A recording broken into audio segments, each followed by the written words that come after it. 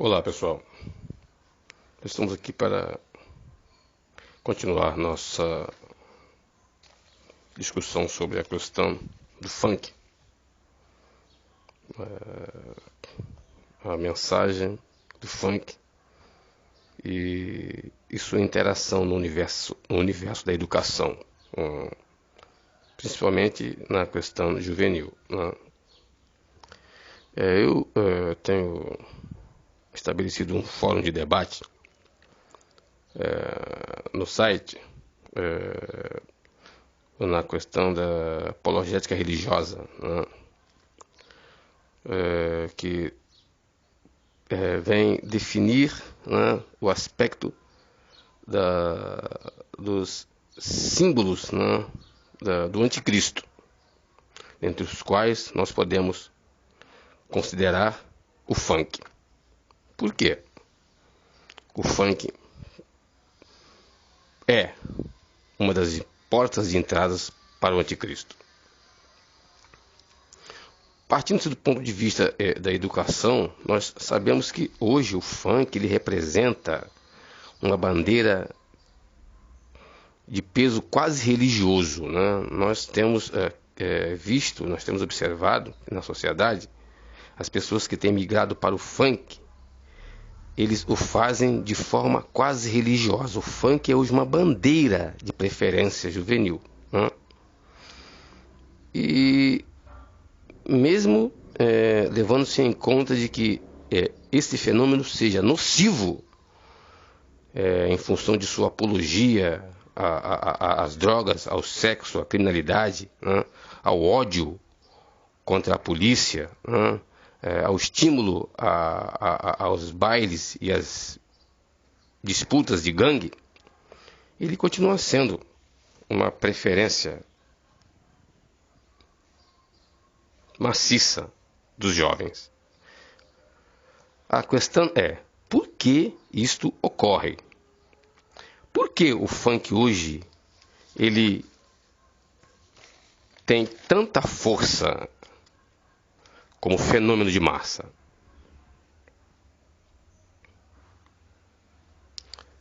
A resposta pode ser encontrada na questão do processo, né, que estabelece os fenômenos do pós-modernidade. Nós vivemos numa época liberal, ultraliberal, né? Nós sabemos que, nós observamos que até mesmo a mídia, ela faz menção desse liberalismo, ou seja, o que se investe em termos de propaganda em períodos de carnaval, para o uso de preservativos, ou seja, o cara ele é convidado, né, a fazer sexo, a transar à vontade com seu parceiro, seja ele quem for, desconhecido ou não, de forma segura, ou seja, um pressuposto liberal, né?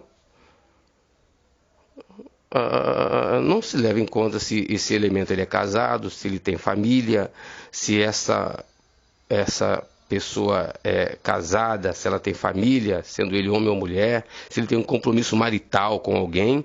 A própria mídia, ela estabelece no interregno dessa informação a seguinte mensagem: transa com camisinha. Convide seu parceiro a usar camisinha. Quer dizer, você tem na própria mídia um elemento subliminar, né, nessa questão. E é o que ocorre com a questão do funk, né? O funk, além de ser nocivo, ele é um convite à promiscuidade. Porque todos os bailes funks, eles são movidos à promiscuidade. Não tem como querer desconsiderar isso. Então, esta matéria desse jornal, né, até uma matéria da repórter Renata Senna, traz esse elemento, né, de informação, onde lemos o seguinte: delegada investiga exploração sexual durante baile funk no Morro da Coruja, numa cidade da região metropolitana do Rio de Janeiro. Então, quer dizer, a discussão ela não é meramente conceitual ou preconceitual. Se nós analisarmos pelo prisma da atual sociedade brasileira, nós vamos ver que existe um confronto de ideologias e existe um caos, né, que se tenta esconder por um simulacro. Nós temos vários elementos que parecem estar ocultos num simulacro. Ou seja, a hipocrisia ela é tão gritante que se tenta tapar o sol com a peneira. O descontrole, o descaso, a criminalidade, a delinquência juvenil é uma coisa praticamente banalizada. Então, quer dizer, a antropologia do caso, o efeito pela causa, não é notado, porque não se combate a causa. Muito pelo contrário, discute-se apenas o efeito nocivo dessa tendência. Então, quer dizer, em contrapartida, quer-se combater a criminalidade, aí quer-se culpar a polícia porque comete desatino contra adolescentes, contra jovens, contra trabalhadores, mas não se persegue, em essência, a causa dessa ciclotimia. Nós temos que combater não só o elemento efeito, mas principalmente nós temos que buscar qual é a causa do fenômeno de tanta violência, de tanto desrespeito, de tanta delinquência, de tanto liberalismo e de tanto caos que essa sociedade se fez vítima. Ou seja, em contrapartida, sendo ela, em parte, causadora deste processo. Porque tudo começa na família, né? Como foi aquele caso, né, do Colégio Pedro II, onde aquela adolescente foi pega com 2 jovens, né, em práticas de atentado ao pudor nas dependências do Colégio Pedro II. Então, quer dizer, é um caos que está fora de controle. Então, a questão do funk, ela não é meramente uma discussão de conceituação religiosa. Nós precisamos estabelecer um cronograma de combate à delinquência, à desigualdade, à exclusão, à criminalidade, à indecência, que são parte preponderante desse caos social que nós vivemos. Então não adianta querer achar culpado, procurar culpado, se em essência não se tenta resolver o problema lá no seu núcleo. Então, quer dizer, a questão do funk, ela é uma questão social, sociocultural, porque a própria mídia, ela bomba o funk, bomba as pessoas dançando funk, bomba aquelas mulheres, aquelas moças seminuas na televisão dançando funk, com os glúteos na direção do vídeo, fazendo aquelas poses sensualíssimas, e é uma loucura.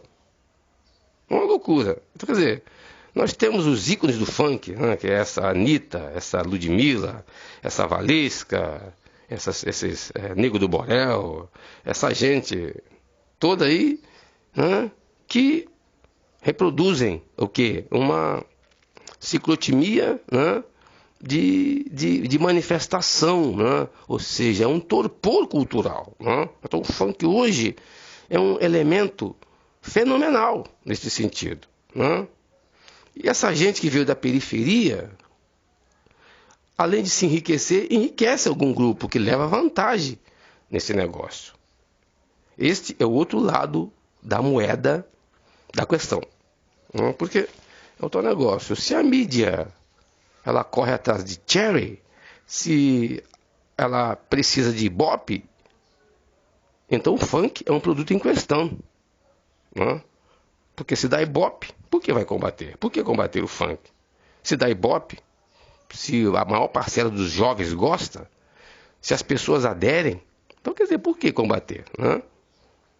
Então quer dizer, eu falo, né, em favor da minoria. Não, eu não estou aqui representando nem minoria nem maioria. Nós estamos aqui discutindo uma realidade que é social e diretamente atinge a maior parte das famílias, da sociedade. Porque é aquela situação. Hoje nós não temos uma coisa que possa garantir que possamos educar nossos filhos, que se possa estabelecer família. Você não tem garantia de que você vai poder educar sua filha, seu filho, porque você vive um movimento que é puxado por esse fenômeno, e esse fenômeno acarreta toda essa ciclotimia de caos. Entende? Então elimina a questão do limite, porque o liberalismo, ele precisa, acima de tudo, eliminar o limite, para que se avance para além do limite, para que se avance para além do limite do respeito, o limite da decência, o limite da ordem, o limite da igualdade, o limite de tudo o que é contrário àquilo que é nocivo. Então o funk é um movimento nocivo, é um movimento culturalmente nocivo. Por que ele é nocivo? Porque a sua mensagem, o bojo de sua mensagem é nociva. É completamente fora do padrão moral. A mensagem do funk, a sua apologia, ela é completamente nociva para o jovem, para o adolescente, porque ela louva a promiscuidade, ela louva a baderna. A mensagem do funk louva a violência, a mensagem do funk louva a prostituição, a mensagem do funk louva a criminalidade. Então a coisa, ela caminha para um descontrole total. E à medida em que isso vai acontecendo, em contrapartida, esse fenômeno ele vai se arraigando, né, num simulacro de cultura, a ponto de já se dizer que funk é cultura. Faça-me um favor. Faça-me um favor. O camarada vir para a mídia dizer que funk é cultura. É uma coisa muito fora de contexto, completamente esdrúxula. E na apologética religiosa, a coisa ela é tão gritante que algumas ordens evangélicas já aderem o funk na sua liturgia de culto. Uma outra coisa aberrante, completamente fora de contexto, essa questão da liturgia, do funk como elemento de adoração, ritmo de adoração, dentro do núcleo da igreja evangélica. É uma coisa aberrante. E aqueles que aceitam esse tipo de coisa estão completamente fora do princípio da decência e dos preceitos da Bíblia. Completamente fora. Nada sabe de antropologia, nada sabe de exegese bíblica e nada conhecem de liturgia religiosa. Porque tudo é uma questão de princípio. Nós temos que partir da questão do princípio religioso da coisa. Aqui ninguém está sendo reacionário.